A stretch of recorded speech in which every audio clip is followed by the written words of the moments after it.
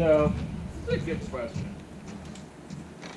In kind of other contexts, we have something like, say, f of x, y, and z is, oh, I don't know, like, make up your favorite thing. I'm going to do variations on the 1, 2, 3, 4 matrix, and say that I have x plus 2y plus 3z, right? And then I have maybe some other function, we call this thing g. G is like a function of x and y, and it's maybe, I don't know, 4x plus 5y or something. Like, kind of making things flat to make it feel like linear algebra so it doesn't feel too much like a calculus class. But then there's like this really reasonable question of like, well, dude, you can take f of x, y, and z and add it to g of x and y, and like, symbol-wise, that makes perfectly reasonable sense, right? You take your x plus 2y plus 3z, you add it to your 4x plus your 5y, you get something, whatever you get. I don't know, what's 1 plus 4? Some number. If only there were a theory that would let us do this. Okay, so you get some crap, right? And like, this made perfect sense. So then, why is it that if I have like 2 by 3 matrix and add it to a 3 by 4. I don't know, something else, 3 by 4 matrix, why is it that this doesn't make any sense? Equals, like, what? In fact, doesn't even equals. In fact, like, doesn't even sense, right? And part of that is not fair. So, part of that is, in this case, you're sort of assuming that this function doesn't have any dependence on z, which is fine. You're kind of implicitly saying, okay, well, it's like plus 0 z, and then you're kind of, you see that? And that's not necessarily wrong, but the reason it doesn't make sense here is that the operation that I think of as plus between matrices A and B is less like function land and more like vector land. So if you rephrase this instead of kind of function thoughts as like, why can't you take the vector 2, 1 and add it to the vector 1, 2, 3? Your initial instinct is to say something like, well, dude, same problem. Just extend this by a 0 and then it totally makes sense, right? Are you with me on that?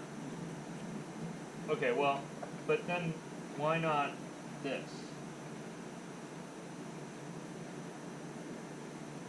Like, do I extend it by 2 zeros? Do I extend it pre and post? Do I put 2 zeros up here? Actually, that made sense the other way too. Like, even with just with the 3, like, why in the third coordinate were you putting 0?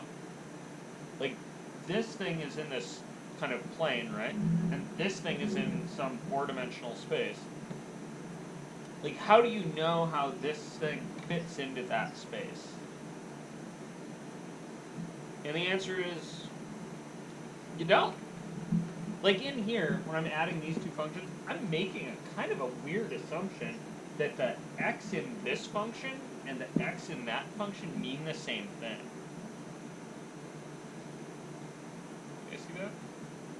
Like, I'm adding them together because they're math symbols, right? And x's are x's. But if these represent quantities, right, then I would have to be sure that the units between f and g agree in some reasonable way for me to be able to add. And I would have to be sure that x in this equation represents the same thing as x in that equation. Does that sort of make sense? So if you wanted to add two vectors of mismatched dimension, what you kind of need to do is embed this thing into 4 dimensions. You need to have a rule for turning this thing into a 4-dimensional vector before you add. And that same kind of rule becomes important here. So, like, can you add matrices of mismatched size? Not unless you know how the variables fit, like how the dimensions fit together. So you need some kind of operator to take the 2D and put it into the 4? Yeah, you'd need some kind of a, like this, a function, right? Is a map from 2-dimensional space to 3-dimensional space. This B is a map from, sorry, did I say 2 to 3? Yes, you did. That was dumb. 3 to It's 2. from 3 to 2, and this one's from 4 to 3. So I would need to know how to embed the things in A's domain into B's. Oh. What if you projected these? If it's the higher one, and this is watch the lower. Yeah, so there's 2 ways to accomplish these kind of, like, thinking about adding things that are wrong dimensional. And your 2 options are to elevate the small thing or smash the big thing. Like, they need to be the same size to do this operation. So you can either scale this one up, that's an embedding, right? I'm going to think about how how to scale this 3 dimensions to that 4. Like, where do I put the 0, basically? Or where, like, why is it 0? Could be something else. Yeah. That would also make sense. I had assumed 0 because with addition and subtraction it doesn't change it. Yeah, it kind of depends on what you're doing. Like, just to add to your life, right? Like, this whiteboard is in 2-dimensional space. That whiteboard over there is also a 2-dimensional space.